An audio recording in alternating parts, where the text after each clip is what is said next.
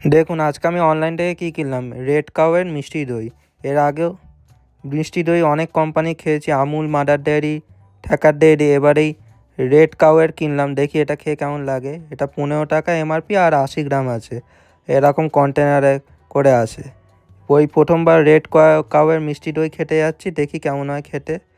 এরকম সিলটাকে এরকম করে খুলতে হবে, এবার খুলে দেখি কেমন লাগে। দেখুন এটা খোলার পরে এরকম দেখতে লাগছে।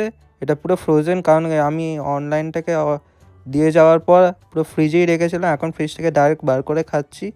খেয়ে দেখলাম ভালোই টেস্ট। এই রেড কাউয়ের মিষ্টি দইটাও খুব ভালো খেতে। আমার এমনি মিষ্টি দই ফেভারিট। এখন এই রেড কাউয়ের প্রথমবার খেলাম, খেয়ে দেখলাম ভালোই টেস্ট।